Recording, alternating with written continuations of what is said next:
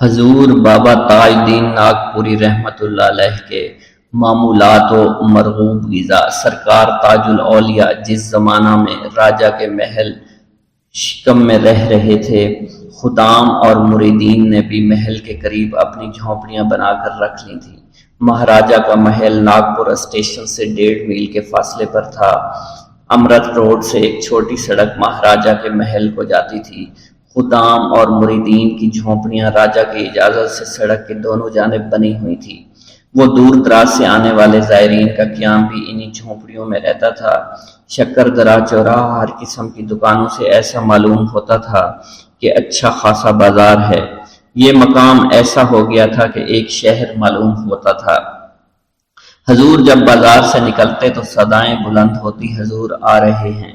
اس اعلان کے ساتھ ہی مٹھائی والے، پھول والے، پکوڑے بیچنے والے، بچوں کے کھلونے، چائے والے، پان والے، غرضے کے ہر قسم کی چیزیں فروخت کرنے والے آپ کے ساتھ چلتے۔ ایسا محسوس ہوتا کہ چلتا پھرتا بازار آپ کے ساتھ ہے۔ قوال حضرات بھی اپنا کلام سناتے تھے، کبھی حضور جنگل کا راستہ اختیار فرماتے، کبھی شہر کا۔ آنے والے زائرین تانگے سے اتر کر پھول اور مٹھائی خریدتے، کوئی چلتے ہوئے حضور کے گلے میں گجرے پہناتا، مٹھائی پیش کرتا۔ کبھی آپ مٹھائی تھوڑی سی اٹھا کر باقی تقسیم کر دیا کرتے تھے۔ جس مقام پر آپ بیٹھ جاتے وہیں بازار لگ جاتا۔ ناگپور شہر میں سینکڑوں زائرین اپنے عزیز و اقارب، دوست احباب کے گھر پر قیام فرمایا کرتے تھے۔ سرکار جب شہر کا رخ کیا کرتے تو سب زائرین گھروں سے نکل کر قدم بوسی کے لیے حاضر ہوتے، سرکار کے ساتھ چلتے تھے۔ آپ سواری سے شہر کی طرف نکلتے، کبھی جنگل کا رخ کرتے، جہاں آپ بیٹھ جاتے، دوپہر کا کھانا وہیں تناول فرماتے۔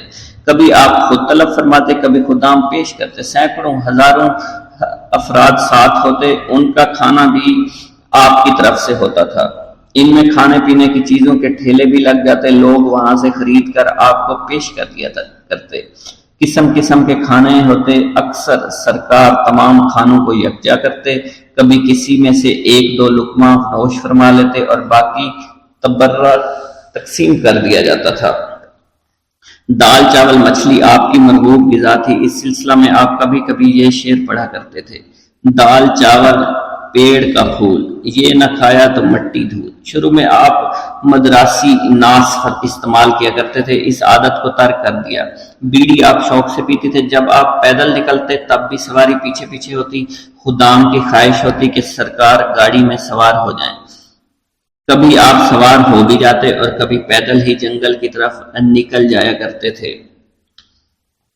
یہاں آپ کا معمول تھا، کوئی بغیر اجازت آپ کے ساتھ نہیں آتا تھا۔ بعض زائرین سرکار کی خدمت میں 1 مہینہ پڑے رہتے اور بعض کو اسی روز ہی اجازت مل جایا کرتی تھی۔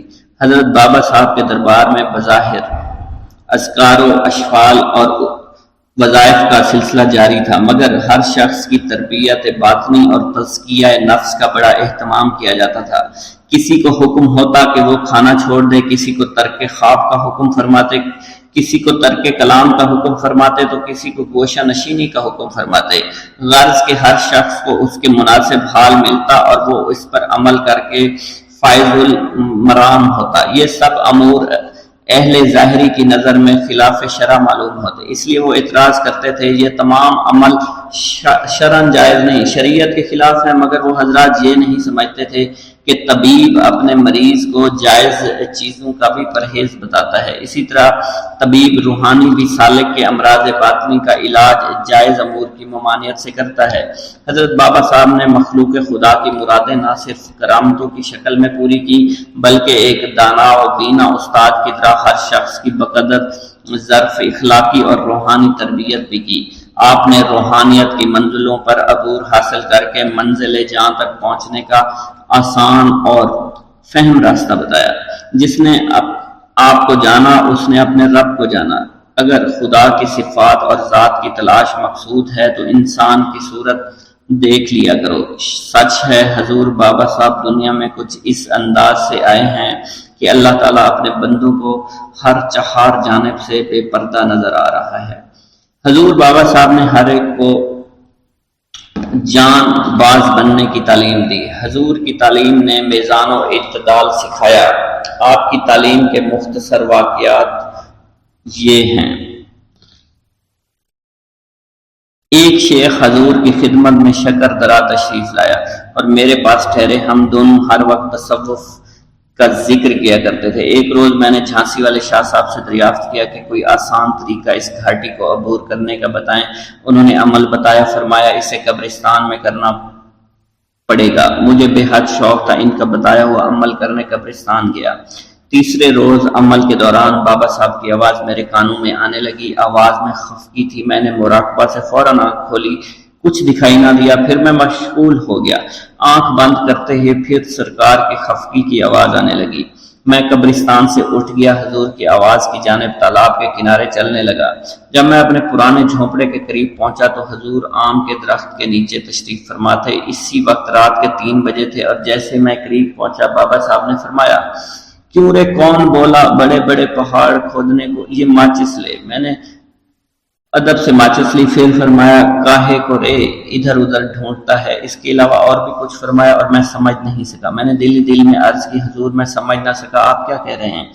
یہ میرے دل میں آنا ہی تھا کہ حضور نے مجھے زور سے تھپڑ رسید کیا اور غصہ میں فرمایا، ذہن چراتا ہے۔ میں ایک صاحب کے کندھے سے شال لے کر اس کا سرا میرے ہاتھ میں عنایت کیا اور دوسرا سرا اپنے ہاتھ میں پکڑ کر فرمایا،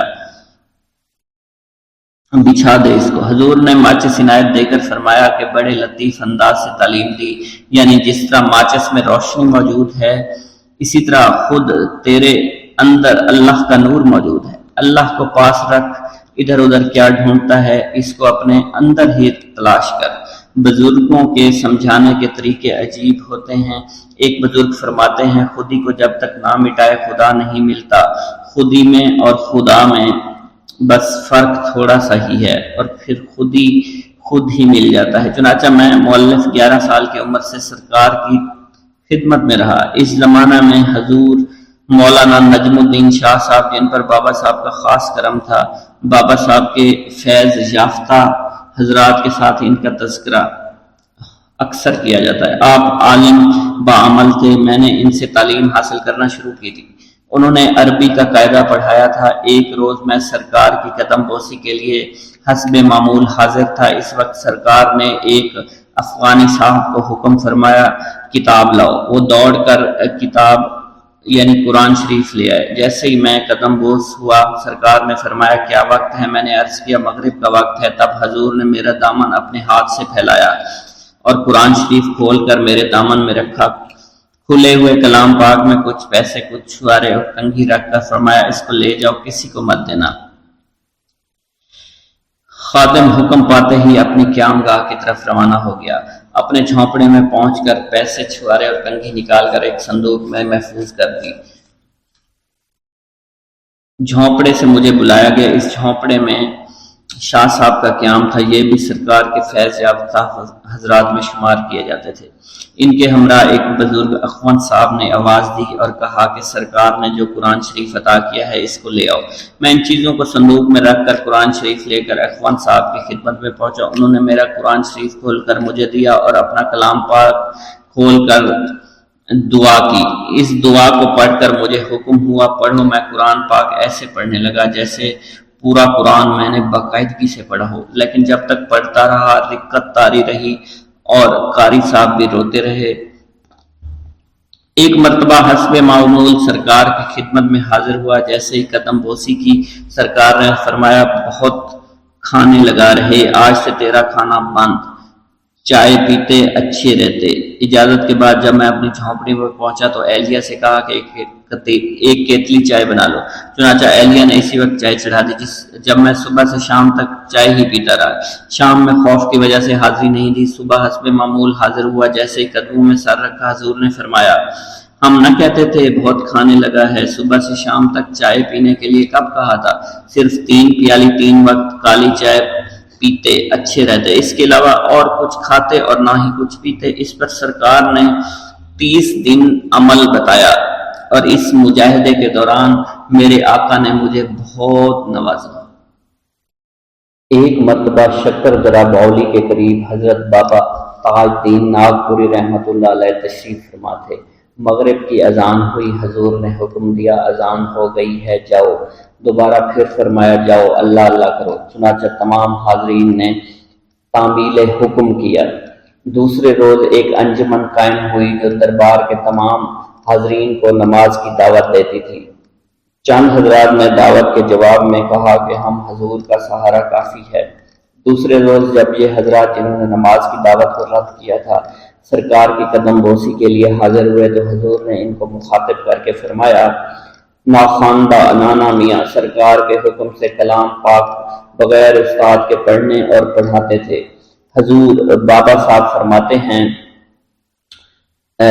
تاج عرف نانا میاں سرکار کی خدمت میں حاضر ہوئے تو سرکار نے حکم فرمایا، حضرت لال کتاب پڑھتے قرآن کریم اچھے رہتے۔ یہ پڑھے لکھے تو نہ تھے، ایک عربی کے استاد کے پاس گئے اور قرآن کریم کھول کر خود استاد کو سنانے لگے۔ اس حکم کی یہ تاثیر تھی کہ آپ کند ذہن بچوں کو بھی ایک ماہ میں مکمل کلام پاک پڑھا دیا کرتے تھے۔ سینکڑوں حضرات نے آپ سے قرآن کریم اب پڑھا تھا۔ پاکستان میں بھی بہت سے آپ کے شاگرد گزرے ہیں۔ اس سلسلہ کے شیخ طریقت حاضر دوبارہ ہوئے اور سرکار بابا صاحب سے عرض کی، میرے لیے دعا فرمائیں تاکہ میری روحانیت میں ترقی ہو۔ حضور نے فرمایا، کتے کو مار لاؤ، ہم دونوں کھائیں گے۔ بابا صاحب نے جو ارشاد فرمایا اس کو آقا نامدار حضور صلی اللہ علیہ وسلم کے ارشاد مبارک میں روشنی میں پیش کرنے کی سعادت حاصل کرنا چاہوں گا۔ دنیا مردار ہے اور اس کے طالب کتے ہیں۔ دنیا کی طالب عورت ہے، آخرت کا طالب مخنث ہے اور خدا کا طالب مرد ہے۔ ایک اور حدیث ملاحظہ فرمائیں، دنیا کی طالب عورت ہے، آخرت کا طالب مخنث ہے اور خدا کا طالب ہی اصل مرد ہے۔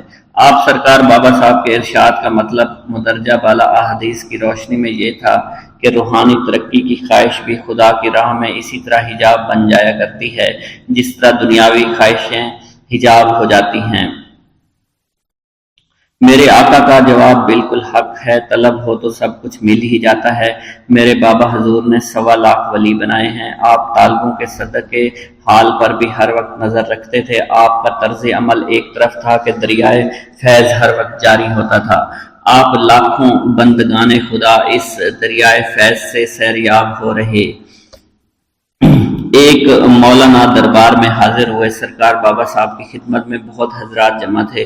ان میں سے 2 حضرات آپ کے پیر دبا رہے تھے جس کی وجہ سے جبہ مبارک ہٹ جایا کرتا تھا۔ مولانا نے 2 بار کھینچ کر صحیح کیا۔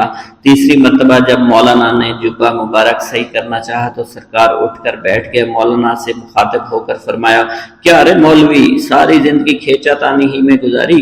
مولوی صاحب نص شاید قرآنی بھول چکے تھے کہ مومن کا اصل لباس اس کا تقوی ہے۔ آپ کے اس جملہ نے مولوی صاحب کی اصلاح کر دی۔ راوی محمد جلال الدین مرحوم ناگپور، ایک مولانا صاحب کے خیال تاج الاولیاء کے متعلق اچھے نہیں تھے۔ اپنے ایک دوست کے ہمراہ اس کے اصرار پر شکر درات تشریف لائے۔ مولانا کا یہ دوست سرکار کا بے حد عقیدت مند تھا۔ دوست تو سرکار کی خدمت میں حاضر ہو کر قدم بوس ہوا۔ مولانا دور ایک درخت کے سائے میں کھڑے ہو گئے۔ وہاں دل میں خیال آیا، اگر یہ ولی ہیں تو نماز کیوں نہیں پڑھتے؟ اس خیال کے آتے ہی سرکار مولوی صاحب کے قریب آئے اور فرمایا، ہو جی حضرت، ہم تو ننگے ہیں، اور اپنا جبہ مبارک اتار کر مولوی صاحب کے سر پر ڈال دیا۔ تھوڑی دیر بعد ہٹا لیا۔ جیسے ہی سرکار نے جبہ ہٹایا مولوی صاحب سرکار کے قدموں میں گر گئے اور معافی چاہی۔ سرکار نے مولوی صاحب کے سر پر ہاتھ رکھا۔ اب ان کی کایا ہی پلٹ چکی تھی۔ انتہائی رقت کے ساتھ مولوی صاحب نے بتایا کہ جس وقت بابا صاحب نے جبہ مبارک میرے سر پر رکھا جس سے میرا چہرہ بھی ڈھک گیا، میں نے جھکتی آنکھوں سے دیکھا حضور ایک ایسے مقام پر ہیں جہاں نہ آسمان ہے نہ زمین ہے، صرف نور ہی نور ہے۔ اس نور میں حضور نماز ادا کر رہے ہیں۔ ایک مولانا صاحب خود کو بہت زبردست مبلغ سمجھتے تھے۔ ان کا تبلیغی رخ سرکار بابا صاحب کی طرف ہوا اور وہ دا شریف پہنچے۔ مولانا کو مسجد میں ٹھہرایا گیا۔ یہاں مولانا نے اپنی طرز بیان سے چند مسجد والوں کو ہم نوا بنا لیا۔ مسجد میں آرام کرنے کے بعد وہ حضور کی خدمت میں پہنچے اور سلام کیا۔ حضرت بابا تاج الدین ناگپوری رحمۃ اللہ علیہ نے آپ کو اس کا بظاہر کوئی جواب نہیں دیا۔ دوبارہ السلام علیکم فرمایا، اس بار بھی جواب نہیں ملا۔ تیسری مرتبہ آپ نے شرعی جوش میں آ کر زور سے سلام کیا۔ رموز سلطنت خویش خسروان واند، حضور تنہا نہیں تھے، اطراف میں بہت غلام بیٹھے ہوئے تھے۔ ممکن ہے ان میں سے کسی نے مولوی صاحب کے سلام کا جواب دے دیا ہو، لیکن مولوی صاحب تو بجائے تمام مسلمانوں کے ایک ہی کو سلام کر رہے تھے اور انہی سے جواب چاہتے تھے۔ بھلا اس محافظ شرع کے متین کی طرف سے شرع شریعت کو خود نہ سمجھنے والے مبلغ کو کیا جواب ملتا سوائے اس کے جواب جاہلاں باشند خاموشی۔ تیسرے سلام کا جواب نہ ملنے پر ایک عدد حکم شرعی حضور کو سنا ہی دیا کہ آپ فرض کفایہ ترک کر رہے ہیں۔ اس پر سرکار بابا صاحب نے خاموشی اختیار کی۔ مولوی صاحب بہت جھنجھلا کر واپس لوٹے، چند ہی قدم چلے تھے کہ بالکل صاف راستہ ہونے کے باوجود ایک پخنی کھائی۔ مولوی صاحب نے ادھر ادھر دیکھا لیکن اس دفعہ کوئی چیز دکھائی نہ دی جس سے ٹکرا کر مولانا صاحب گرے ہوں۔ اپنا بادہ چوکا جھاڑ کر مولانا چلنے لگے، پھر چند قدم چلتے ہوں گے کہ دوسری بار پھر اٹھ کر چلنے کے بعد تیسری پٹخنی کھائی۔ مولوی صاحب کو جب ہوش آیا تو دل میں سمجھ گئے کہ یہ 3 سلام کا جواب ہے۔ آپ مسجد پہنچے، کچھ دیر آرام کیا، پھر دماغ پر جنون طاری ہوا اور بابا صاحب کی خدمت میں حاضر ہوئے۔ کیا آپ نے شرع شریف کے پرخچے بخیرنے کا تہیہ کر رکھا ہے؟ اس وقت حضور نے مولوی صاحب سے کہا، ہم نے تجھے 70 دستوں کی سزا دی۔ مولوی صاحب پھر بھی نہ سمجھے اور غصہ میں واپس لوٹے۔ رمضان شریف کے دن تھے، افطار کے وقت مسجد میں پہنچے۔ افطار میں مولوی صاحب کے علاوہ اور چیزوں کے علاوہ حلوہ جات بھی تھے۔ مولوی صاحب نے کچھ حلوہ افطار کیا اور کچھ سحری کے لیے رکھ لیا۔ سحری کھانے کے بعد مولوی صاحب نے وہ حلوہ کھایا۔ حلوہ کھانے کے تھوڑی ہی دیر بعد مولوی صاحب کو دست شروع ہو گئے اور یکے بعد دیگرے دست آنے لگے اور 70 دست ان کو آئے۔ اس وقت مولوی صاحب کی سمجھ میں آیا کہ یہ سزا ان کو حضور بابا صاحب تاج الاولیاء کی طرف سے ملی۔ 70 دستوں کے بعد مولوی صاحب کی حالت خراب ہو چکی تھی۔ سرکار بابا صاحب تاج الاولیاء نے اپنے فرمان کے مطابق کالے تاج الدین کے پاس صابن بہت ہے۔ مولوی صاحب کا باطن جو ظاہری علم کے غرور سے مقدر ہو گیا تھا، اس کو دھو کر مولوی صاحب کو سمجھا دیا۔ عاشقان راشد مدرس ہوئے دوست، علم و دین ہر دو حجاب روئے اوست۔ عشق آمد عقل آوارہ شد، صبح آمد شمع و بیچارہ شد۔ مولانا قاضی نور احمد ضلع چاندہ سے حضور کی خدمت میں تشریف لائے۔ یہ اہل حدیث غیر مقلد تھے۔ حاضر ہونے کا مقصد تصدیق واقعات تھا۔ بابا صاحب کے تصرفات کی ہر طرف دھوم تھی۔ یہ انبیاء علیہ السلام کو مجبور محض سمجھنے والے بھلا کسی ولی کے تصورات کا اعتراف کس طرح کر لیتے؟ ادھر جن احباب سے واقعات سنے ان کو جھوٹا نہیں جانتے تھے، مجبوراً خود شکردرا حاضر ہوئے۔ چند روز قیام کے بعد حاضرین دربار کا حال دیکھا۔ بدعقیدتی اور بھی بڑھی، اور نہ یہاں خدا کا ذکر ہے نہ رسول صلی اللہ علیہ وسلم کا ذکر ہے۔ جدھر دیکھیے بابا ہی بابا زبان پر ہے۔ لوگ ہیں کہ بابا کا نام کا وظیفہ پڑھ رہے ہیں، انہیں حاجت روا، مشکل کشا اور نہ جانے کیا کیا سمجھ رہے ہیں۔ ان کے پاؤں کی خاک کو بھی سرما بنا لیا جاتا ہے۔ سلام علیکم کے بجائے قدم بوسی، سجدہ ریزی، یہ تمام مناظر دور ہی دور سے دیکھتے اور سب کو کافر، مشرک اور بدعتی قرار دینے لگے۔ اتفاقاً ایک دن سرکار بابا صاحب راجہ کے محل سے باہر برآمد ہو رہے تھے۔ دروازہ سے لے کر سڑک تک 2 رویہ قطار میں ہزاروں لوگ مؤدب کھڑے تھے۔ ان میں سے قاضی صاحب بھی تھے۔ سرکار بابا صاحب دونوں صفوں کے درمیان سے سر جھکائے گزر رہے تھے کہ وہاں گزر ہوا جہاں قاضی صاحب تھے۔ حضور نے چلتے چلتے قاضی صاحب کی طرف منہ کیا اور ایک نظر ڈال کر آگے بڑھ گئے۔ نظر پڑتے ہی قاضی صاحب کھو گئے۔ سارا عالم غائب، حواس گم، عقل رخصت، عشق بیدار ہوا۔ باطن میں ایک شدید تخیر نے انگڑائی لی، جذب طاری ہو گیا۔ حضرت بابا نے اپنا مشاہدہ بیان فرمایا۔ ان کی نظر میں سوائے بابا کے اور چیز باقی نہیں رہی تھی، یا کوئی چیز نہ تھی جو ان کی نظر میں بابا نہ ہو۔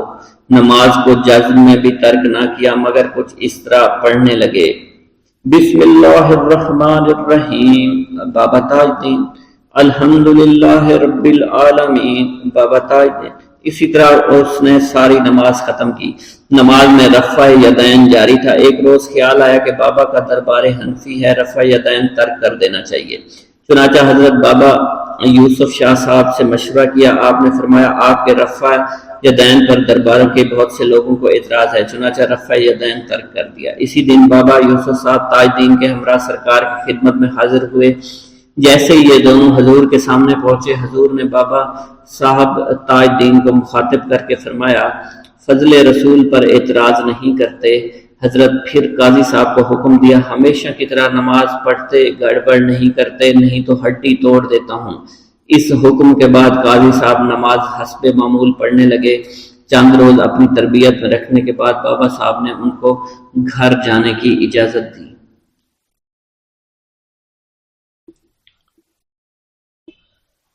ایک گاؤں کے بارے میں کہا جاتا تھا کہ جہاں قدرت کی بے پناہ نعمتیں تھیں، اللہ پاک نے وہاں کے لوگوں کو مالا مال کیا ہوا تھا۔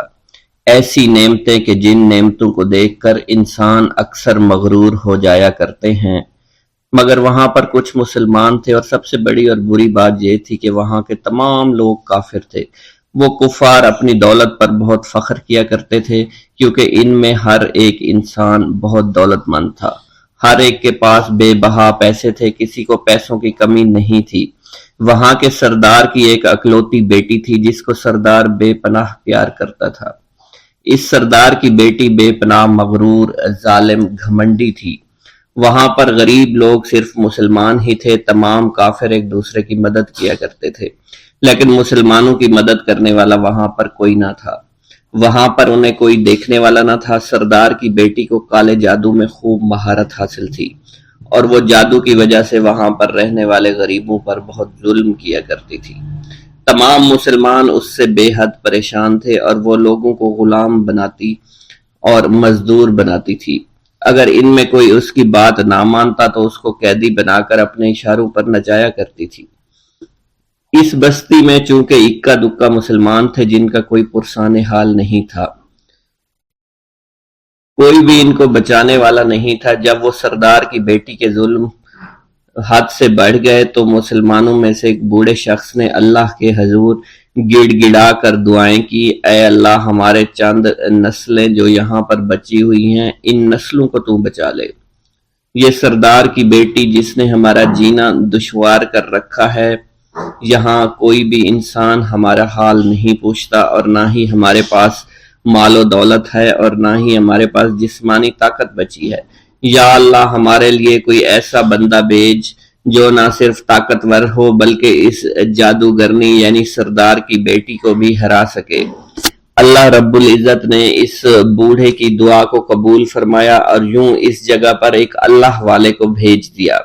اور وہ اللہ والے ایسے ہی بستی میں داخل نہیں ہوئے، بلکہ ایک دن کچھ عجیب واقعہ ہوا۔ ان کافروں کا سردار جنگل میں سیر سپاٹے کرتے ہوئے نکلا تھا، بڑی شان سے چلتا ہوا وہ سفر کر رہا تھا۔ اچانک ایک زہریلا سانپ اس کے سامنے آیا۔ اس زہریلے سانپ نے بادشاہ کو ڈس لیا، اور وہ بے ہوش ہو کر زمین پر گر پڑا اور تڑپنے لگا۔ اس کے جو ساتھی تھے انہوں نے جب اپنے سردار کو یوں تڑپتا ہوا دیکھا اور سردار کی غیر حالت دیکھی تو کہ جسے ایک زہریلے سانپ نے کاٹ لیا ہے، تو وہ فوراً اسے اٹھا کر گھر لے آئے تاکہ اسے بچانے کے لیے کچھ کیا جا سکے۔ اس لڑکی نے اپنے باپ کی جب یہ حالت دیکھی تو اپنے آس پاس کے بڑے بڑے حکیموں کو بلایا، لیکن عجیب بات یہ تھی کہ لاکھ کوشش کے باوجود زہر نکالنے میں سارے ناکام ہو رہے تھے، اور زہر تیزی کے ساتھ اس کے جسم میں پھیلتا چلا جا رہا تھا۔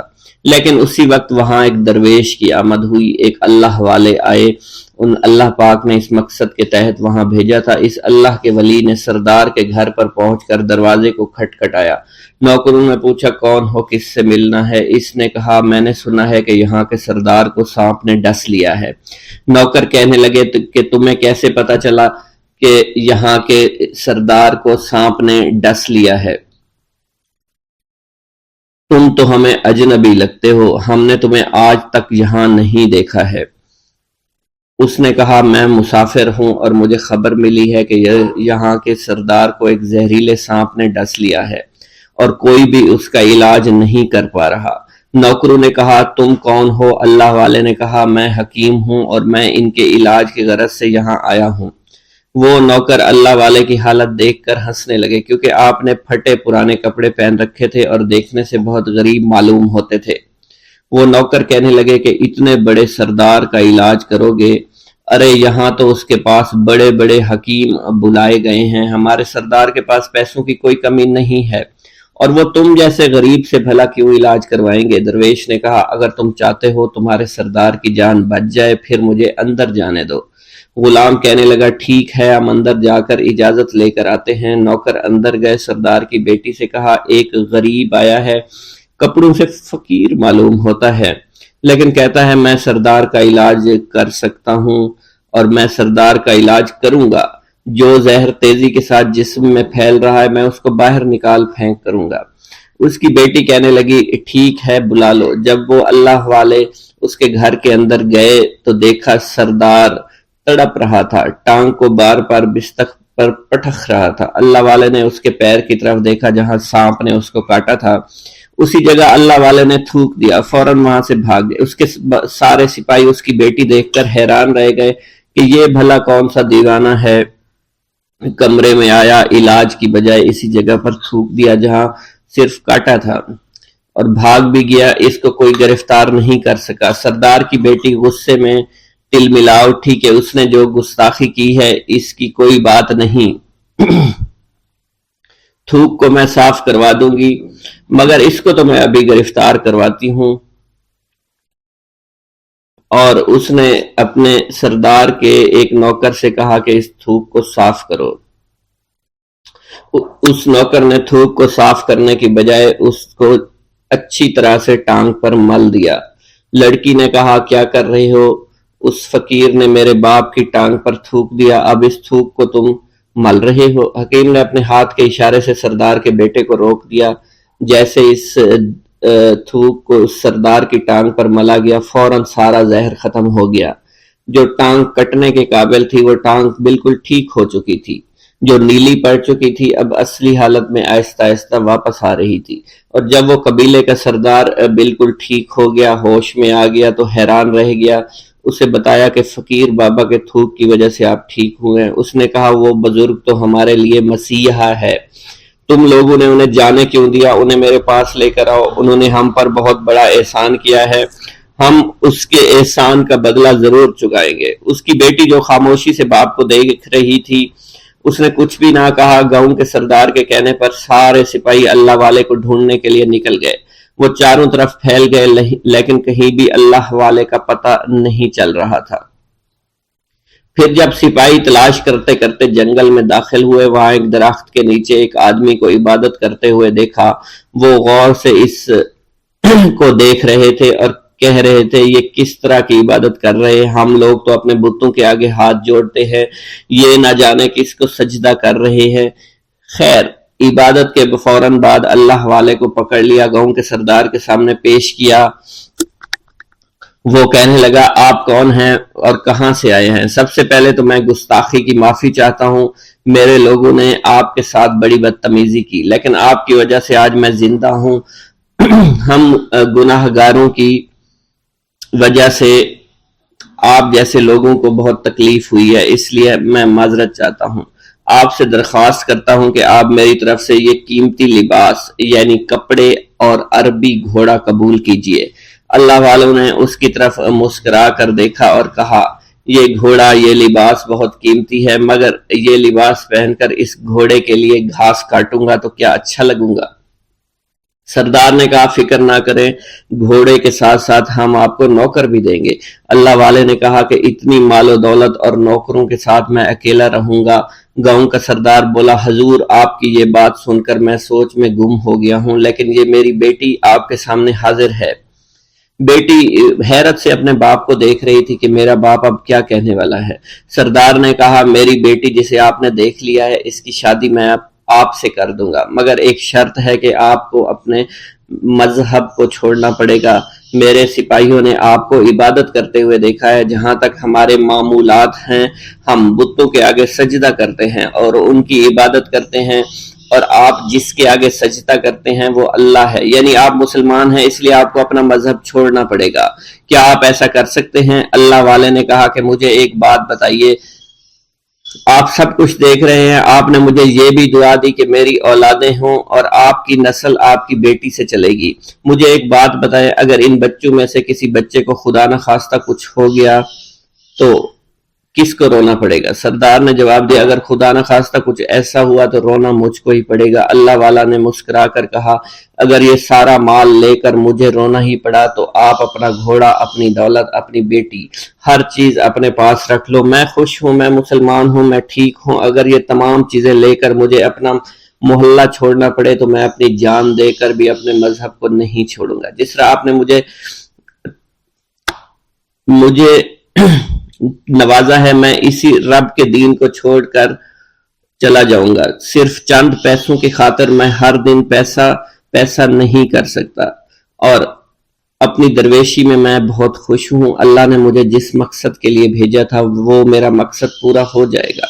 گاؤں کے سردار نے پوچھا، یہ کہہ کر وہ اللہ والے جانے لگے تو سردار نے درویش کو رک جانے کا کہا اور کہنے لگے، میں نے مال دے کر تمہیں آزمایا اور تمہیں پرکھا، لیکن تم اپنے مذہب کو چھوڑنے پر راضی نہیں ہو۔ اگر تم یہی سب کرنے آئے تھے تو تمہیں اس بات کا ڈر نہیں؟ کیا تم نہیں جانتے ہم کتنے طاقتور ہیں، اور میری بیٹی اپنے عمل میں اتنی ماہر ہے کہ تمہیں یہاں کھڑے کھڑے ابھی جنگلی جانور بنا سکتی ہے۔ اللہ والے نے کہا کہ اس نے جنگلی جانور کمزور لوگوں کو بنایا ہوگا، یہ مجھے جانور بنا کر تو دکھائے۔ اس سے پہلے کہ گاؤں کا سردار اپنی بیٹی سے کچھ کہتا کہ اس پر وار کرو، اللہ والے نے جادوگرنی پر ایسی پھونک ماری کہ وہ اسی وقت ایک بہت بڑی چھپکلی بن گئی۔ وہ کچھ بھی نہیں کر پا رہی تھی، وہ چھپکلی اتنی بڑی تھی کہ وہاں پر جتنے بھی انسان کھڑے تھے ان سب میں سب سے زیادہ اونچا اس کا قد تھا۔ وہ چھپکلی اللہ والے کے پاس آئی، اپنا زہر اس پر اگلنا چاہتی تھی کہ اسی وقت اس نے اس کے منہ پر تھوک دیا۔ تھوکنے کی دیر تھی، وہ چھپکلی جلنے لگی اور جس سے گرمی کی وجہ سے اس کا چہرہ پگھل رہا تھا، اس کا چہرہ جل کر کالا ہو چکا تھا۔ وہ مرنے والی تھی کہ سردار دوڑتا ہوا قدموں میں آ کر گر پڑا اور معافی مانگنے لگا اور کہنے لگا، حضور اس گستاخی کے لیے میں معذرت خواہ ہوں، آپ مجھے معاف کر دو، میں نے سچ میں آپ کو بہت کمزور سمجھا تھا، آپ کو آپ کا مذہب سے ہٹانا چاہا تھا۔ اگر میری بیٹی ٹھیک ہو جائے تو میں سچ کہتا ہوں یہاں پر جتنے لوگ ہیں ہم پوری کی پوری بستی مسلمان ہو جائیں گے۔ اللہ والے نے کہا کہ ہم تمہیں اپنے دین میں شامل کرنے کے لیے یہ سب نہیں کر رہے، بلکہ تم لوگ مسلمان بھائیوں پر جو ظلم کرتے ہو وہ ظلم کو ختم کرنے کے لیے ہم یہاں آئے ہیں۔ ہمارے دین میں جبر اور ظلم نہیں۔ اگر تمہارے بیٹی سے انسان بن کر سدھر جاتی ہے تو اس کو اس کی اصلی حالت میں لانے کے لیے میں خود کو اللہ کی بارگاہ میں پیش کروں گا اور دعا کروں گا۔ سردار کہنے لگا کہ ہاں میری بیٹی اصلی حالت میں اگر آ جائے تو پھر ہم کسی پر ظلم و ستم نہیں کریں گے، اور میں دل سے اپنی بیٹی کے لیے معافی چاہتا ہوں۔ آج سے یہ کوئی بھی جادو ٹونا اور مسلمانوں کو تنگ نہیں کرے گی اور نہ ہی کسی مسلمان پر یہ ظلم اور جبر کرے گی، بس آپ اسے دوبارہ سے انسان بنا دے۔ اللہ والا نے چھپکلی پر دوبارہ سے پھونک ماری تو پھر سے انسان بن گئی اور اللہ والے کے قدموں سے وہ لپٹ گئی، کہنے لگی، مجھے معاف کر دیجئے، مجھے معاف کر دیجئے، میں نے اپنے آپ کو بہت طاقتور سمجھا۔ اس لڑکی کا آدھا چہرہ جل چکا تھا اور کالا ہو چکا تھا۔ وہ کہنے لگی کہ آج اپنے باپ کے ساتھ میں آپ کے دستے مبارک پر مسلمان ہونا چاہتی ہوں۔ میں وعدہ کرتی ہوں کہ آج سے اس بستی پر کوئی بھی کافر کسی مسلمان کے ساتھ بدتمیزی نہیں کرے گا، زیادتی نہیں کرے گا، ظلم اور جبر نہیں کرے گا، بلکہ ہم سب یہاں مل جل کر رہیں گے اور بھائی چارے کے ساتھ رہیں گے۔ ہم سب مسلمان ہو جائیں گے اور پھر یوں اللہ والے کے ہاتھوں پوری بستی کا سردار اور اس کی بیٹی نے اسلام قبول کر لیا، اور سردار نے اللہ والے سے اپنی بیٹی کا نکاح کر دیا، اور پھر اس بستی میں ہمیشہ کے لیے امن و امان قائم ہو گیا۔ جسم خاکی کے تلے جسم مثالی بھی رکھتے ہیں، ایک قبا اور بھی ہم زیر قبا رکھتے ہیں۔ ایک روز مغرب کے وقت حضور کی خدمت سے مؤلف واپس آ رہا تھا۔ پھاٹک سے کافی دور ایک صاحب ملے، دریافت کیا، آپ کہاں سے آ رہے ہیں؟ میں نے جواب دیا حضرت بابا تاج الدین ناگپوری کی خدمت سے آ رہا ہوں، میری عمر اس وقت بہت کم تھی۔ انہوں نے دوسرا سوال کیا آپ کے پاس کیا ثبوت ہے آپ بابا صاحب کے پاس سے آ رہے ہیں؟ تب انہوں نے خود ہی کہا وہاں کیا کر رہے تھے؟ میں نے جواب دیا سرکار کے پیر دبا رہا تھا۔ تب انہوں نے کہا اپنے دونوں ہاتھ سونگھو۔ جیسے ہی میں نے اپنے دونوں ہاتھ سونگھے تو ان میں سے مشک و عنبر کی خوشبو آ رہی تھی۔ ان صاحب نے فوراً ہی میرے دونوں ہاتھ پکڑ کر اپنے پورے جسم پر مل لیے۔ جس وقت وہ اپنے کپڑوں پر میرے ہاتھ مل رہے تھے خوشبو دور دور تک پھیل رہی تھی۔ میں نے بھی اپنے کپڑوں کو دونوں ہاتھوں سے مسل کر صندوق میں محفوظ کر لیا۔ برسوں ان کپڑوں میں خوشبو رہی لیکن وہ حضرت پھر دوبارہ مجھ سے نہیں ملے۔ میرے پاس دربار تاج الاولیاء میں جو تبرکات محفوظ ہیں ان میں ایک رومال ہے جس سے حضور بابا صاحب کا پسینہ مبارک آخری ایام میں خشک کیا گیا تھا۔ اس میں مشک و عنبر کی خوشبو آج بھی موجود ہے۔ ان سب تبرکات کی پہلے سال ایک مرتبہ اور اب عقیدت مندوں کے اصرار کی وجہ سے 2 مرتبہ زیارت کرائی جاتی ہے۔ ایک مرتبہ زیارت کے موقع پر ایک محترمہ تشریف لائی تھی جو کافی عمر کی تھی۔ اس ضعیفی میں بھی وہ حسین تھی۔ انور عادل صاحب اکثر عادل صاحب کے بنگلہ پر ان کا قیام تھا۔ ان بزرگ نے جب رومال کی زیارت کی تو زار و قطار رونے لگے۔ زیارت سے فارغ ہونے کے بعد ان سے دریافت کیا گیا تو انہوں نے بتایا میرا قیام ممبئی میں تھا۔ بابا صاحب کی کرامات کی شہرت سننی تھی، مجھے سانس کی تکلیف ہو گئی تو میں نے اپنے گھر میں بابا صاحب سے عرض کی آپ کی کرامات کا بہت شورا ہے، میری یہ بیماری جاتی رہے تو میں آپ کی خدمت میں حاضری دوں گی۔ چنانچہ میں پردہ کی سخت پابند تھی، اس لیے فوراً خیال آیا کہ بابا صاحب کی خدمت میں تو بے شمار لوگ ہوتے ہیں، میں ان کے درمیان کیسے جا سکوں گی؟ اس لیے حاضری کی شرط بھی لگا دی کہ حاضر ضرور ہوں گی، لیکن قدم بوسی کا شرف اس لیے حاصل کروں گی جب آپ تنہا ہوں گے۔ یہ ناممکن تھا۔ ان کے بقول دوسرے ہی روز ان کے کرم سے شفا ہو گئی۔ چند روز بعد حسب وعدہ میں ناگپور روانہ ہوئی۔ ان دنوں سرکار کا قیام شکردرہ میں تھا۔ پتہ معلوم کر کے پہنچی، اندر گئی تو سرکار تنہا تھے۔ قدم بوسی کا شرف حاصل کیا۔ سرکار نے ایک پیگ آگے کر کے حکم دیا اسے دباتی جاؤ۔ اسی دوران ایک صاحب آ کر کھڑے ہو گئے۔ سرکار نے انہیں اشارہ کیا جسے میں سمجھ نہ سکی، لیکن انہوں نے سرکار کو بیڑی پیش کی۔ آپ نے 1-2 کش لگا کر بیڑی مجھے عطا کی، میں نے اسے بجھا کر اپنے دوپٹے میں باندھ لیا۔ اسی دوران دوسرا پیر دبانے کا اشارہ فرمایا۔ میں بہت ہی نفاست پسند تھی، جب میں پیر دبا رہی تھی تو میرے ہاتھ بدن سے چپک رہے تھے۔ میں نے محسوس کیا شاید کسی نے بدن میں تیل لگایا اور یہ سوچا کہ میں بعد میں صابن سے دھو لوں گی۔ کافی دیر کے بعد اجازت مل گئی۔ باہر آ کر ہاتھ دھونے کا پروگرام تھا۔ صابن کی تلاش میں دکان کی طرف گئی۔ برقع صحیح کرنے کے لیے میں نے ناک کے قریب کیا تو اس میں مشک و عنبر کی خوشبو تھی۔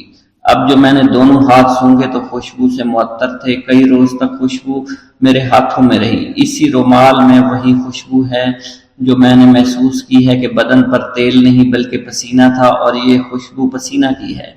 یہ رومال پلاسٹک کی ڈبیا میں دیکھ کر وہ ایک چاندی کی کٹوری بنا کر لائیں اور اس میں وہ ڈبیا رکھوا دی۔ حضرت شبلی ایک صاف باطن اور اہل دل علماء میں سے ہیں۔ آپ فرماتے ہیں کہ مدینہ پاک کی مٹی میں ایک خاص خوشبو ہے جو مشک و عنبر میں نہیں پائی جاتی، اور کوئی تعجب کی بات نہیں، اس لیے کہ جہاں پر حبیب خدا صلی اللہ علیہ وسلم کے سانسوں کی ہوا پہنچی ہو وہاں مشک و عنبر کی کیا حقیقت ہے۔ سرکار دو عالم کو حضرت انس کی والدہ سے بہت محبت تھی۔ یہ آپ کے رشتہ کی خالہ تھی، یعنی محرمات میں سے تھی۔ آپ جب کبھی دوپہر میں ان کے گھر تشریف لے جاتے تو وہیں آرام فرمایا کرتے تھے۔ حضرت ام سلیم کا یہ معمول تھا کہ آپ کے جسم اطہر سے پسینہ پونچھ پونچھ کر ایک شیشی میں جمع کر لیتی تھی۔ ایک روز سرکار دو عالم نے دیکھ لیا اور دریافت فرمایا تم اس کا کیا کرو گی؟ انہوں نے عرض کیا سرکار اس کو ہم بطور خوشبو استعمال کیا کریں گے۔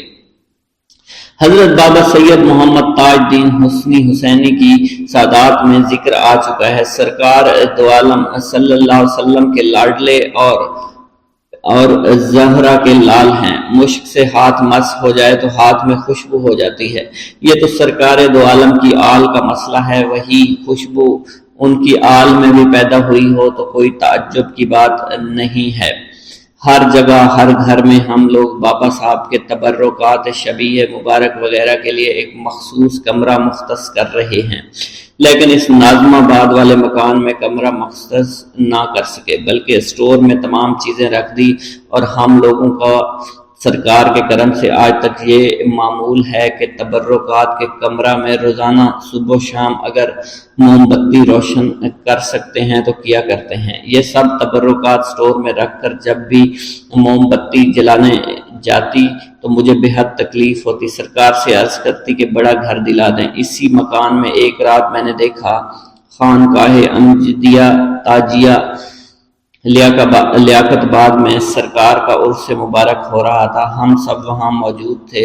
ہمارے ایک عزیز عبداللہ صدیقی صاحب، بابا صاحب کے شیدائی، میرے شوہر اور میرے داماد سید منیر الدین مخلوق بے شمار۔ منظر بدلا تو دیکھا کہ قاضی بابا صاحب تاج دین کے مزار کی بجائے سمندر کی چمکدار ریت کا چبوترا بنائے ہوا ہے، اور میں وہاں چیخ چیخ کر رو رہی ہوں۔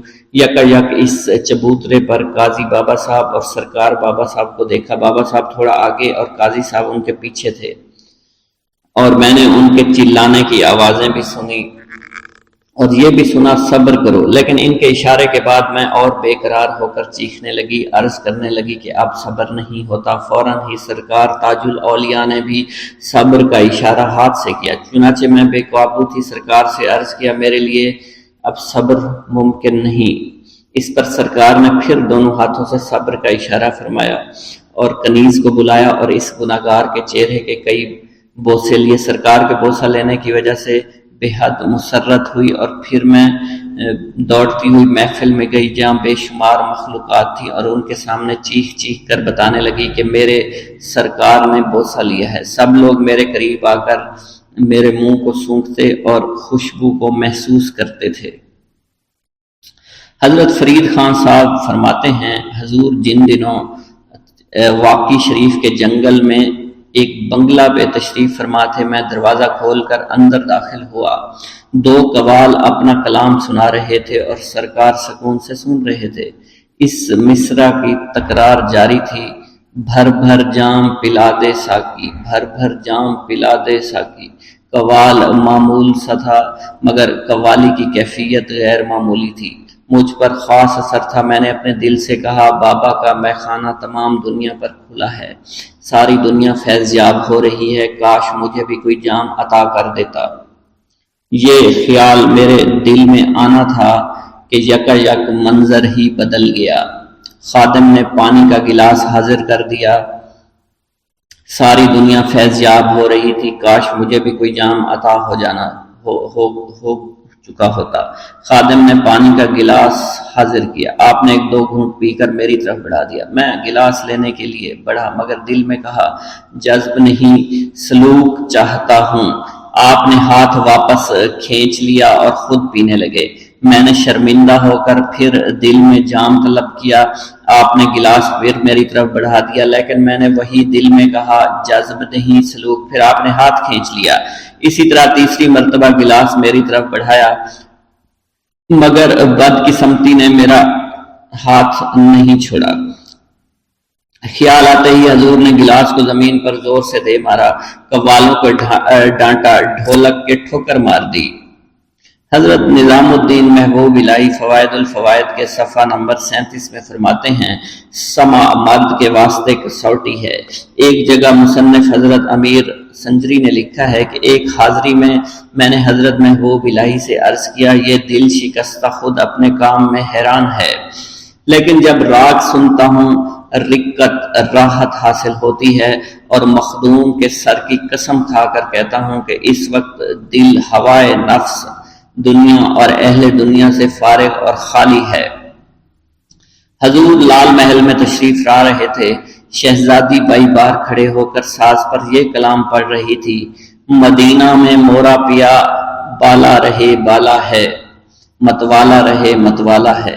حضور محل سے باہر تشریف لے آئے اور شہزادی بائی کو حکم دیا کہ اس کو پڑھو۔ اس کی تکرار پر آپ پر وجدانی کیفیت طاری ہو گئی۔ آپ نے اس کیفیت میں جبہ مبارک کی دھجیاں کر دی اور حضور سے فرمایا کھڑے ہو جائے۔ شہزادی بائی سے فرمایا پڑھتی رہو۔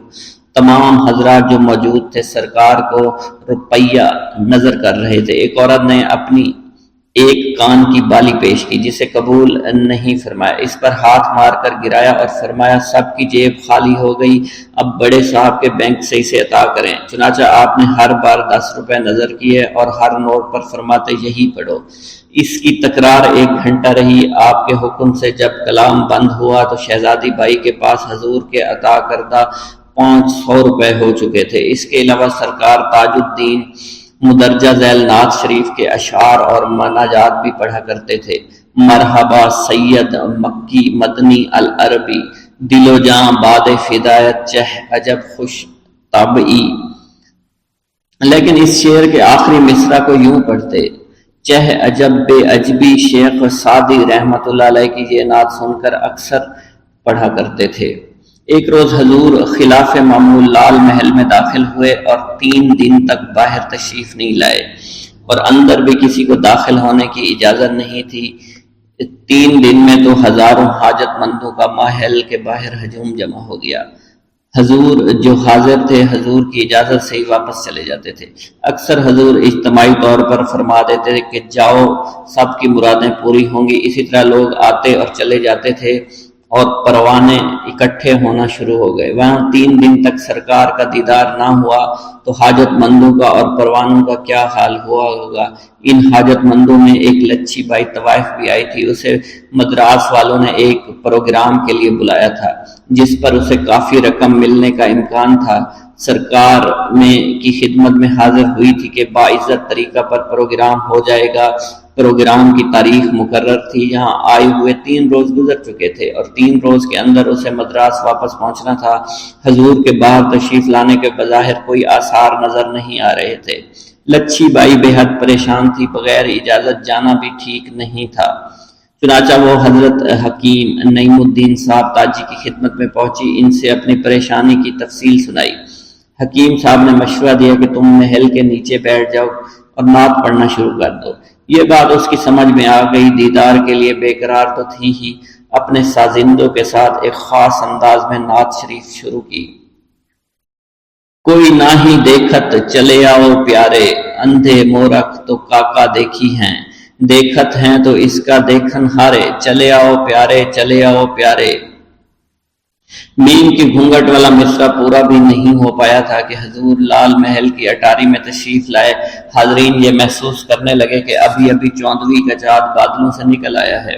حضور کو دیکھتے ہی مجمع میں خوشی کی لہر دوڑ گئی۔ لچھی بائی نے اسی مصرع کی تکرار جاری رکھی۔ حضرت بابا تاج الدین ناگپوری اسی تکرار پر ہی نیچے اتر آئے، رقص کرنے لگے۔ میرے آقا کے عشق رسول کا یہ معاملہ تھا۔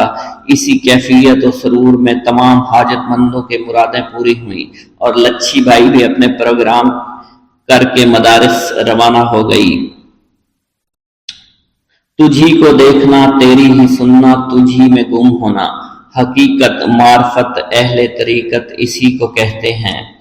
تیری الفت میں تڑپتے ہیں رواں ہیں اشک ہر صبح، ڈس لیا ہے محبت کے سانپ نے جگر کو، نہ اس کا کوئی علاج ہے نہ ہی طبیب ہے کوئی، دیدار ہی میرے حبیب کا بس اتارے زہر کو۔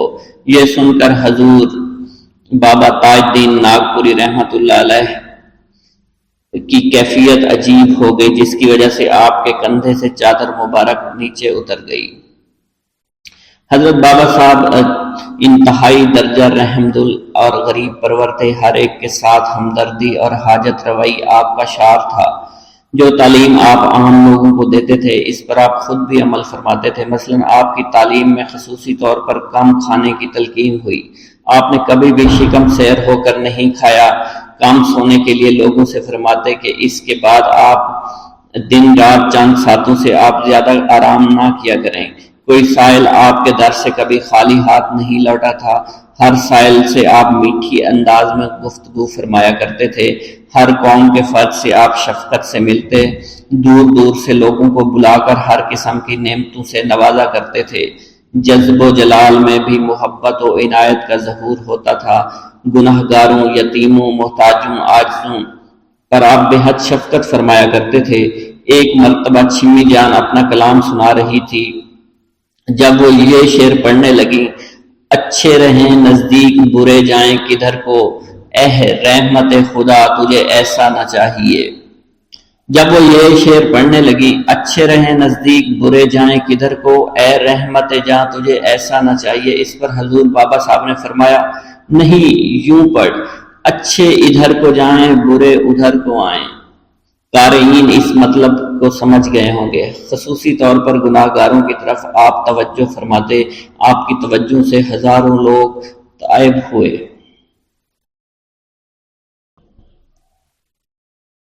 حضرت بابا تاج الدین ناگپوری رحمۃ اللہ علیہ کے آباء و اجداد عرب سے تشریف لا کر مدراس میں آباد ہو گئے تھے۔ یہاں آپ کے اجداد میں کئی صاحب کرامت بزرگ گزرے، اس لیے آپ کا خاندان بزرگان دین کے نام سے مشہور ہوا۔ اس زمانے کے صاحب اقتدار بادشاہ نے آپ کے بزرگوں کی درگاہوں کے لیے جاگیریں بھی نذر کر دیں۔ یہاں پر ایک درگاہ سیدانی بی بی اماں صاحبہ کے نام سے مشہور ہے۔ آپ کی سونے کی تربت سے اور پانی کا چراغ جلتا ہے۔ حضور کے پردادا کے والد حضرت خواجہ سید عبد القادر صاحب، جن کا نسب نامہ 5ویں نمبر پر ہے، اپنی جاگیر سے دستبردار ہو کر فوج میں ملازم ہو کر صوبے دار میجر ہو کر ریٹائر ہوئے۔ حضرت بابا صاحب کے دادا بزرگوار حضرت خواجہ سید حیدر شاہ سلسلہ ملازمت کانپور میں رہے، تشریف لائے اور یہیں سکونت اختیار کی۔ آپ نے اپنے صاحبزادہ سید بدر الدین شاہ صاحب کی شادی حضرت سید میرا صاحب اور مریم صاحبہ سے کی۔ حضرت بابا صاحب کے کوئی حقیقی بھائی نہ تھے نہ بہن تھی۔ آپ اپنے والدین کے اکلوتے فرزند تھے۔ جب آپ کی عمر 1 سال کی ہوئی تو والد بزرگوار جو رنگون کے سفر پر تھے، ان کا انتقال ہو گیا۔ چنانچہ آپ کی والدہ محترمہ عدت گزارنے کے بعد اپنے والد بزرگوار سید میرا صاحب کے پاس چلی گئی۔ نانا حضور کے گھر حضرت بابا صاحب کی پرورش ہوتی رہی۔ جب آپ کی عمر 9 سال کی ہوئی تو والدہ محترمہ بھی اگلی دنیا سدھار گئیں۔ حضرت کی نائنی صاحبہ نے آپ کی پرورش اپنے ذمہ فرمائی۔ آپ کی والدہ محترمہ نے آپ کو اپنے ابا حضور کے ذریعے 6 سال کی عمر میں مدرسہ میں داخل کرا دیا تھا، جہاں آپ نے حضرت مولی اکرام الحسن صاحب اور حضرت مولی اکرام الحق صاحب سے تعلیم حاصل کی، اور عربی کے علاوہ فارسی، اردو، انگریزی کی تعلیم بھی حاصل کرتے رہے۔ تعلیم حاصل کرنے کے دوران ہی کامنی کے ایک کامل بزرگ حضرت عبداللہ شاہ صاحب قادری نوشاہی ایک روز آپ کے مدرسہ پہنچے اور معلم صاحب سے مخاطب ہو کر فرمایا: تو انہیں کیا پڑھاتا ہے؟ ان کا تو علم لدنی کا مالک ہے۔ پھر حضرت بابا صاحب کی طرف دیکھ کر محبت سے فرمایا: کم کھاؤ، کم بولو، کم سو اور قرآن شریف کی تلاوت کرو، بلکہ تلاوت کے وقت یہ سمجھو کہ تم پر قرآن کا نزول ہو رہا ہے۔ اور اس کے بعد اپنی جھولی سے ایک چھوارا نکالا، اس کو چبا کر آدھا حصہ آپ کو عطا کیا۔ آپ اس کو نوش فرماتے ہی بابا صاحب کی حالت بدل گئی۔ ایک خاص کیفیت میں آنکھوں سے آنسو جاری ہو گئے۔ 3 دن تک یہی عالم رہا۔ حضرت بابا صاحب میں عام بچوں کی طرح شوخی شرارت کا شائبہ نظر نہیں آتا تھا۔ آپ بالکل خاموش طبع واقع ہوئے تھے۔ آپ کی کسی ہم جماعت سے دوستی تھی اور نہ کھیل کود میں دلچسپی۔ آپ کے نانا حضور نے آپ کا یہ حال دیکھ کر دل بہلانے کے لیے آپ کو چند کبوتر خرید کر دیے، جن کی دیکھ بھال میں آپ دل بہلاتے تھے۔ جب آپ ذرا بڑے ہوئے تو نانا حضور نے آپ کی سواری کے لیے گھوڑا خرید لیا۔ اس کے علاوہ حضرت بابا صاحب کے پاس ایک باجا تھا جو آپ کو درد میں پڑا ملا تھا۔ آپ کبھی کبھی اس کو بجا لیا کرتے تھے۔ آپ اپنی تعلیم اور مذہبی کتب کے پڑھنے میں ہی وقت گزارتے تھے۔ آپ کو شروع سے ہی تنہائی پسند تھی۔ حضرت بابا تاج الدین ناگپوری بے حد کامگو، سلیم طبع بے حد رحم دل تھے۔ اکثر تنہائی میں آپ و حضرت مولانا روم رحمۃ اللہ علیہ اور حافظ شیرازی رحمۃ اللہ علیہ کے اشعار گنگنایا کرتے تھے۔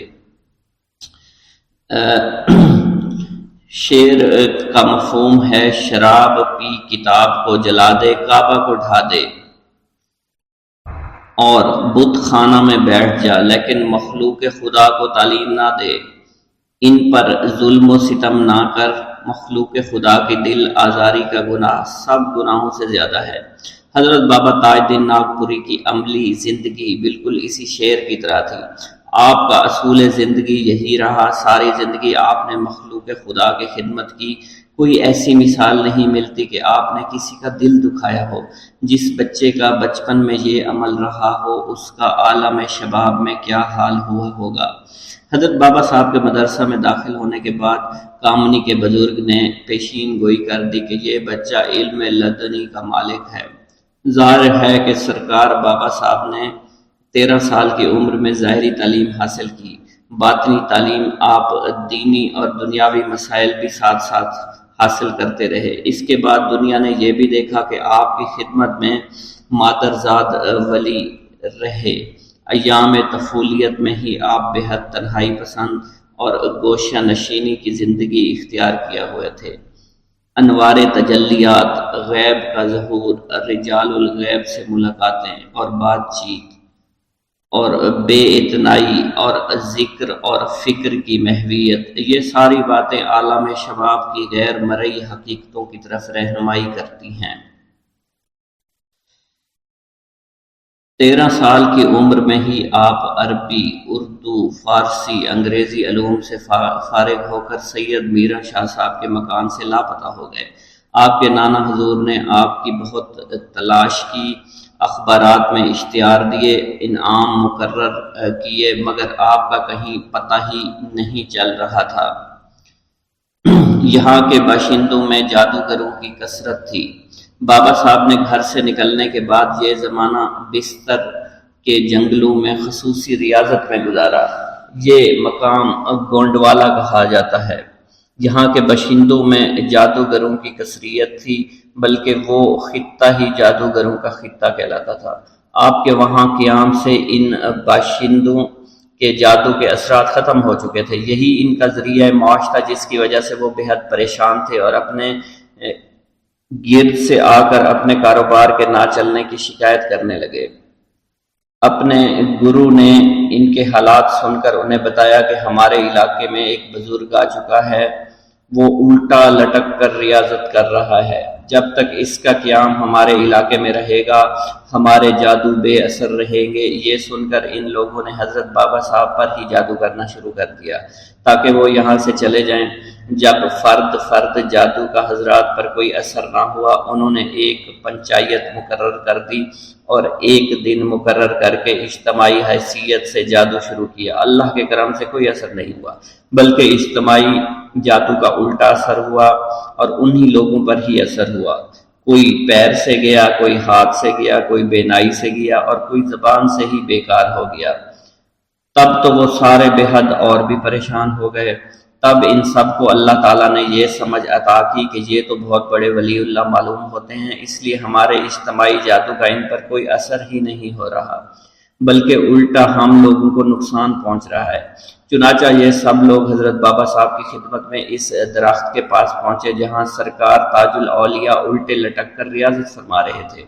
اللہ تعالیٰ کی شان دیکھیے کہ جیسے ہی تمام لوگ جن میں وہ معذور جنہیں جادو کرنے کی سزا ملی تھی شامل تھے درخت کے پاس پہنچے تو وہ تمام اپنے اصلی حالت میں آ گئے، یعنی سب ہی ٹھیک ہو گئے اور سب قدم بوس ہو گئے۔ چونکہ سرکار اس وقت بھی ریاضت الہی میں مصروف تھے، اس لیے یہ لوگ واپس آ گئے، لیکن اپنے 2 آدمیوں کی ڈیوٹی لگا دی کہ روزانہ یہ لوگ حضرت کی خدمت میں حاضر رہیں گے۔ جیسے ہی سرکار درخت سے نیچے آئیں اس کی اطلاع دے دیا کریں۔ اور انہوں نے اپنے کیے کی معافی طلب کی اور سرکار کی امکانی خدمت کرنا شروع کر دی۔ سرکار مستقل 2 سال تک اسی طرح ریاضت الہی میں مصروف رہے۔ حضرت بابا تاج الدین ناگپوری رحمۃ اللہ علیہ 2 سال بعد درخت سے نیچے تشریف لائے تو ان حضرات نے، جن کی باری باری ڈیوٹی ہوتی تھی، فوراً جا کر اپنے قبیلہ والوں کو اطلاع دی۔ قبیلہ کے تمام لوگ، جن میں عورتیں، بچے، بوڑھے، جوان سبھی شامل تھے، تقریباً 1.5 لاکھ لوگ وقفہ وقفہ سے حاضر خدمت ہوتے رہے اور سرکار سے معافی کے خواستگار ہوئے۔ حضور نے ان سب کو دعاؤں کے ساتھ معاف کیا۔ یہ تمام لوگ حضرت بابا صاحب کے دست حق پر مشرف با اسلام ہوئے اور بیعت حاصل کی اور چند دنوں سرکار کی بے حد خدمت کی۔ یہ لوگ سی پی کے علاقہ میں گونڈ کہلاتے ہیں۔ سالب، مصری اور جنگل کی جڑی بوٹیاں بھی فروخت کرتے ہیں۔ اس زمانہ میں ان لوگوں سے جب دریافت کیا جاتا تھا کہ تمہارے مرشد کون ہیں، تو وہ سرکار تاج الدین اولیاء کا نام اس میں گرامی بیان فرمایا کرتے تھے۔ اس کے بعد بھی بابا صاحب نے 2 سال ریاضت میں گزارے۔ جب آپ کا کامنی میں تشریف لائے تو آپ کی عمر 17 سال ہو چکی تھی۔ نانا حضور آپ کے غم میں انتقال فرما چکے تھے۔ آپ کے ماموں سید عبد الرحمن صاحب آپ کو دیکھ کر بے حد خوش ہوئے۔ آپ کا حال تو کچھ ایسا ہو گیا تھا کہ آپ بالکل ہی تنہائی پسند ہو گئے تھے، اکثر بے معنی الفاظ استعمال کرتے تھے۔ بابا صاحب کی غیر موجودگی میں کناں ندی میں طغیانی آئی۔ یہ طغیانی سید عبد الرحمن صاحب کا تمام اثاثہ بھی بہا لے گئی، جس کی وجہ سے عبد الرحمن صاحب بے حد پریشان تھے۔ سرکار نے انہیں تسلی دی، مشورہ دیا کہ ہم دونوں ملازمت کر لیتے ہیں، انشاءاللہ سب بہتر ہو جائے گا۔ آپ نے اس کے لیے دعا کی۔ محکمہ جنگلات میں داروغہ کے عہدہ پر ملازمت مل گئی اور سرکار بابا صاحب نے 18 سال اپنا آبائی پیشہ اختیار کر کے فوج میں ملازمت اختیار کر لی۔ بابا صاحب 1881 میں ناگپور کی ریجمنٹ نمبر 8 میں نائک مقرر ہوئے۔ یہ مدراسی پلٹن کہلاتی تھی۔ رات آپ اکثر کیمپ میں موجود نہیں ہوتے تھے۔ دن کو بھی ڈیوٹی سے فارغ ہونے کے بعد ساگر کے ویران جنگلات میں دیکھے گئے، جن کا ذکر حضرت داؤد چشتی ساگری کے سلسلہ میں آیا ہے۔ اسی طرح سرکار کے کیمپ سے فارغ رہنے کی اطلاع کامنی آپ کی نانی صاحبہ تک پہنچ گئی۔ وہ پریشان ہو کر سرکار بابا صاحب کی خدمت میں ساگر پہنچ گئی۔ انہیں یہ خیال ہوا کہ بچہ کیمپ سے راتوں کو غائب رہتا ہے، کہیں خراب صحبت میں تو نہیں پڑ گیا۔ چنانچہ ساگر میں آپ کی نگرانی کرنے لگی۔ حضرت تاج دین ناگپوری رحمۃ اللہ علیہ حسب معمول ڈیوٹی سے گھر آئے اور پھر روانہ ہو گئے۔ رات گزار کر پھر صبح تشریف لائے تو نانی صاحبہ نے ناشتہ تیار کر رکھا تھا۔ ناشتہ کے لیے حضور بابا صاحب نے فرمایا کہ پہلے روز سرکار نے یہ فرما کر کہ بھوک نہیں ہے، ناشتہ نہیں کیا۔ چنانچہ ان کو اور تشویش ہوئی۔ دوسرے روز معمول کے مطابق بابا صاحب تشریف لائے اور رات میں پھر روانہ ہو گئے۔ نانی صاحبہ بھی آپ کے پیچھے چھپ کر روانہ ہوئی۔ چلتے چلتے آپ ایک مزار میں داخل ہوئے اور عبادت میں مصروف ہو گئے۔ نانی صاحبہ یہ منظر دیکھ کر خوش ہوئیں اور دعائیں دیتی ہوئی گھر لوٹ گئیں۔ صبح جب بابا صاحب تشریف لائے تو نانی صاحبہ نے ناشتہ پیش کیا۔ سرکار کے ہاتھ میں چھوٹے چھوٹے پتھر تھے، ان کو آپ نے منہ میں ڈال کر چبانا شروع کر دیا۔ نانی صاحبہ سے فرمایا ہم یہ لڈو پیڑے کھاتے ہیں۔ نانی صاحبہ وہاں یہ حالت دیکھ کر دیکھتی ہی رہ گئی۔ نانی صاحبہ جو خدشات لے کر آئی تھی اس کے برعکس حضور بابا تاج دین ناگپوری نے بھی نانی صاحبہ کو اطمینان دلا دیا۔ چنانچہ وہ حضرت بابا صاحب کو اللہ کے سپرد کر کے کامنی پھر روانہ ہو گئی۔ حضرت بابا صاحب ملازمت کے اوقات کے بعد جہاں موقع ملتے اپنے شیخ کی خدمت میں حاضر ہوتے اور رات کو حضرت داؤد مکی کے مزار مبارک پر گزارتے تھے۔ ایک عرصہ کے بعد ایک مبارک رات آپ کے پاس مقبولیت کا پیغام لے آئی۔ اسی وقت آپ ذکر سے مشرف ہوئے اور غیب سے آواز آئی مانگ کیا مانگتا ہے۔ یہ آوازیں کئی بار سنی۔ اس کے جواب میں آپ نے فرمایا اے خدا، اے میرے اللہ، تجھ سے تجھ ہی کو ہی مانگتا ہوں۔ تیرا تیر ان کا نشانے پر لگا اور اللہ تعالیٰ نے اپنی تجلی ذات سے آپ کو نوازا۔ اس تجلی میں آپ گم ہو چکے تھے، خدا آشکار ہو گیا۔ اب خود کو دیکھ کر خدا یاد آنے لگا اور اپنی محدود ہستی اور اس کے تمام تقاضے ختم ہو گئے۔ جب آپ واپس تشریف لے گئے تو اس سے پہلے آپ کی مقبولیت اور محبوبیت منادی بارگاہ الہی سے ہو چکی تھی۔ جیسا کہ حضور صلی اللہ علیہ وسلم سے روایت ہے، حضرت ابو ہریرہ رضی اللہ تعالیٰ عنہ سے روایت ہے کہ رسول اللہ صلی اللہ علیہ وسلم نے ارشاد فرمایا، اللہ تعالیٰ جب کسی بندہ سے محبت کرتا ہے تو حضرت جبرائیل کو ندا کرتا ہے کہ میں فلاں بندے سے محبت کرتا ہوں، تم بھی اس سے محبت کر۔ پس حضرت جبرائیل اس سے محبت کرتے ہیں۔ اس کے بعد آسمان میں پکار کر کہتے ہیں کہ فلاں شخص اللہ سے محبت کرتا ہے، تو بھی اس سے محبت کر۔ اس پر تمام آسمان والے اس سے محبت کرتے ہیں اور اس کے بعد زمین میں اس کی مقبولیت عام کر دی جاتی ہے۔